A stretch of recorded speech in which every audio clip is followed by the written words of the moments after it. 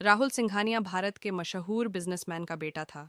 उसकी आए दिन अखबार में फोटो आती थी, कभी किसी लड़की के साथ तो कभी किसी लड़की के साथ। वो कभी भी किसी के साथ ज्यादा देर रिश्ता रखता नहीं था। आजकल वो मशहूर हीरोइन दिव्या के साथ हर अखबार के फ्रंट पेज पर आ रहा था। आरजू एक इंटेलिजेंट लड़की की थी। उसने एमएससी इन कंप्यूटर साइंस की थी। इसके अलावा भी उसका दिमाग बहुत तेज था। वो अपने पापा की कंपनी में छोटी सी कंप्यूटर प्रोग्रामर थी। उसके पापा की दूसरी पत्नी और उसकी बेटी सौम्या, उसके पहले पति की बेटी, ने इसे कभी आगे बढ़ने नहीं दिया। ये पढ़ने में तेज थी, सो इसे इसके पापा ने अमेरिका भेज दिया पढ़ने। इसने डिग्री वहीं की, लेकिन वो ज़्यादा देर वहाँ रह नहीं सकी और वापस आ गई। इसकी बहन पहले से ही पापा की कंपनी में काम कर रही थी। वो कंपनी की वाइस प्रेसिडेंट थी। उसके पापा ने सौम्या को ही कहा कि आरजू को कंपनी में काम दे दो। उसने उसे अपनी असिस्टेंट की असिस्टेंट रखा। सौम्या को जो भी काम मिलता, वो अपने असिस्टेंट के ज़रिए आरजू से करवाती और नाम उसका होता। उसका हर प्रोजेक्ट हिट होता और इनाम हर बार सौम्या को ही मिलता। आरजू को सब पता था, पर उसने अपनी मरती माँ को वचन दिया था कि वो अपने पापा के साथ ही रहेगी और उनकी हर बात मानेगी। उसने ऐसा ही किया। वो अपने पापा की हर बात मानती थी।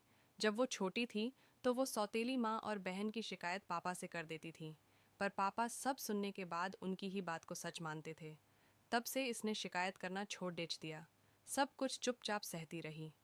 एक दिन नाश्ते के वक्त पापा बोले, आज शाम को मीराम सिंघानिया ने अपने बेटे राहुल की बर्थडे पार्टी दी है। उन्होंने सब छोटी बड़ी कंपनियों के मालिकों को परिवार समेत बुलाया है। मुझे लगता है वो राहुल के लिए लड़की तलाश कर रहे हैं। मैं चाहता हूँ कि वो मेरी बेटियों में से एक को चुने। इससे हमारी किस्मत भी जाग जाएगी।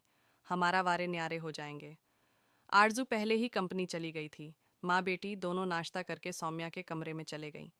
सौम्या बोली, मैं नहीं जाती उस पार्टी में। वो कोई बंदा है, रोज नई लड्डिचकी के साथ घूमता फिरता है। कोई पागल लड्डिकी ही उससे शादी करेगी। माँ, मुझे नहीं जाना। माँ बोली, ठीक है बेटा, हम पापा से बात कर लेते हैं। यहाँ आ, मेरी बात सुन। माँ ने उसे पास बुलाया और उसके कान में कुछ कहा। उसका चेहरा खिल उठा।